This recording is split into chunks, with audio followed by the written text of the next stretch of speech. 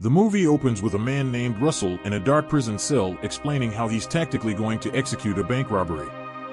Following this scene, a van containing robbers is seen moving toward Manhattan Trust Bank. It is a hectic day at the bank and everyone is becoming stressed already. The van parks in front of the bank and the robbers step out in their white overalls and offload some goods from it. The first man enters and disables the security cameras without anyone's notice.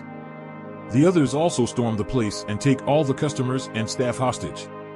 As this is happening, an officer sees smoke coming out of the building and informs the others about it. One of the robbers sees him and warns him not to involve any cop or else everyone in the building is going to die.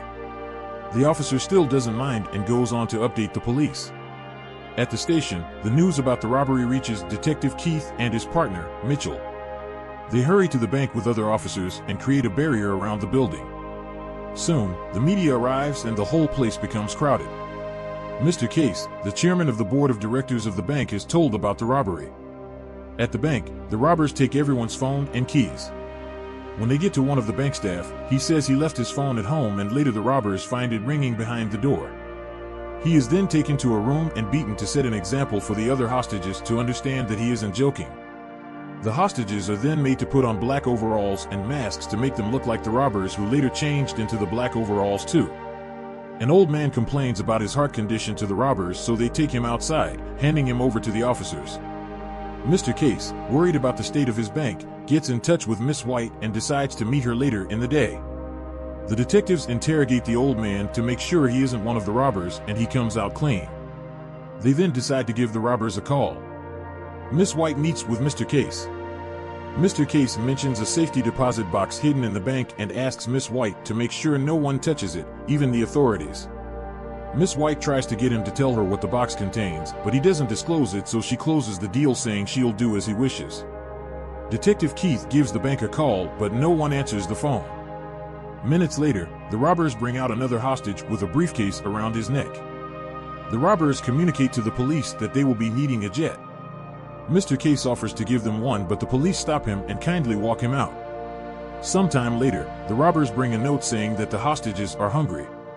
Detective Keith is happy about it because he plans on planting listening devices in the items they'll be sending inside. The police then deliver the water and food at the entrance just as the robbers instructed. Before they take the food inside, Detective Keith asks them to answer when he calls. He joins his teammates later and they listen to the robbers' conversation. They notice that they are speaking Russian, so they get someone to translate it.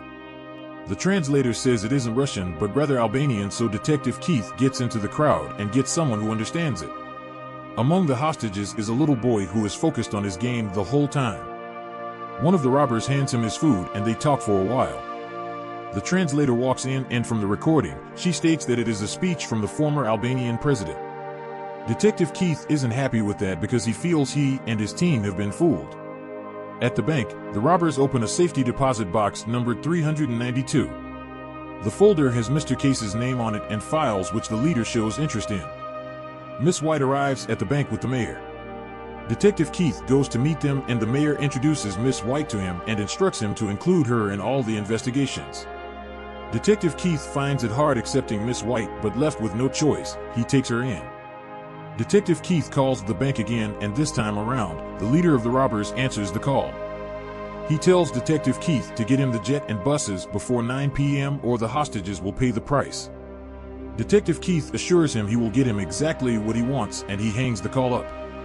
Minutes later, Detective Keith calls him again and the robber asks him to bring them sandwiches. The robbers begin to dig a hole in one of the rooms.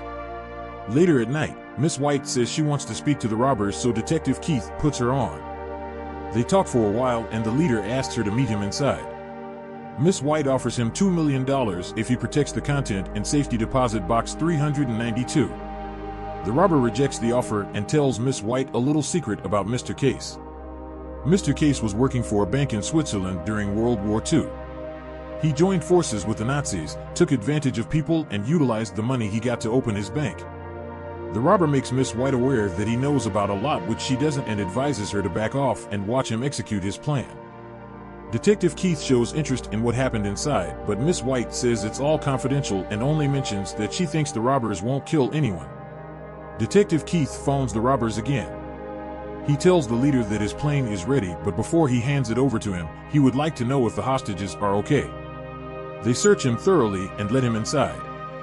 Detective Keith checks up on all the hostages and notices that they are all doing fine.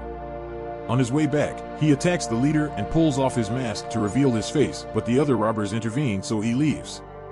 When he joins the others, he lets them know that the robbers do not have any intention of killing anyone. Just then the robbers call and ask him to lower his camera to the second floor. When he does that, the leader executes one of the hostages right in front of them. Detective Keith becomes furious and rushes to the bank.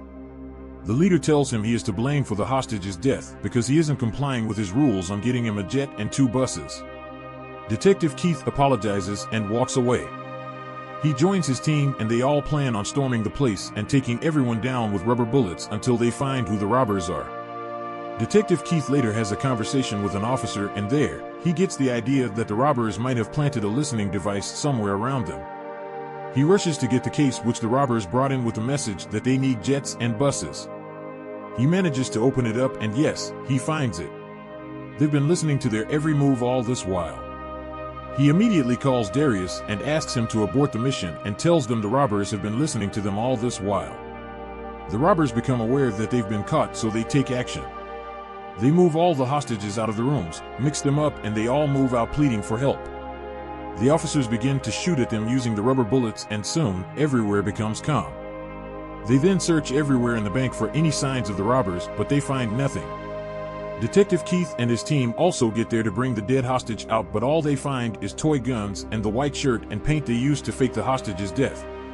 Detective Keith is wowed by their skills and wonders what exactly the robbers want because they didn't take a dime. The officers separate the male hostages from the females, search them thoroughly, and take their information. Detective Keith investigates them and sends the report to the captain. He found no suspect because everyone claimed he saw at least one person in the bank before the robbers badged in. Again, no money was taken and no death was recorded.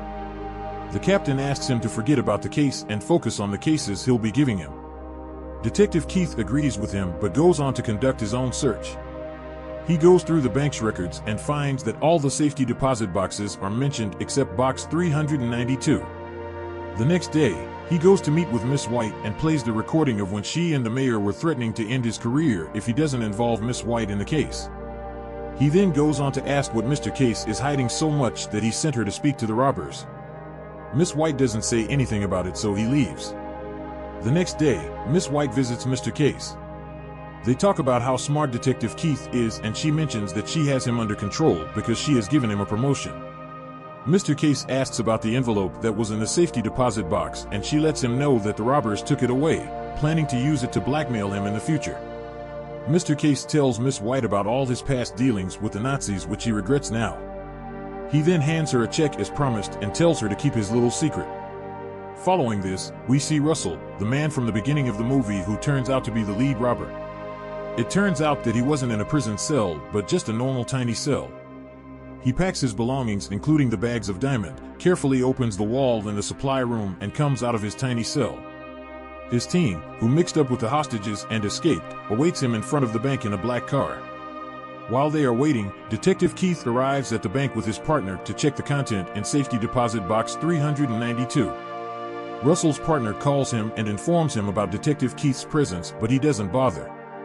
As he walks out of the bank, he bumps into Detective Keith. Detective Keith apologizes and continues his work since he has no idea of who he is. Russell then joins his team just as he planned.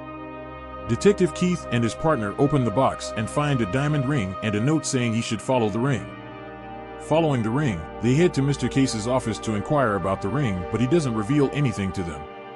Detective Keith then meets Miss White, hands her the War Crimes office number, and tells her to do the right thing. The mayor is confused about the whole thing going on, but Miss White assures him that she's got everything under control. Detective Keith then heads home to celebrate his promotion. While he's emptying his pocket, he finds a diamond in there and remembers he bumped into a man at the bank. Quickly, he remembers the robber's words that he's going to walk out of the door when he's good and ready. He regrets that he wasn't smart enough, but he's now happy because he owns a diamond worth his life. The end.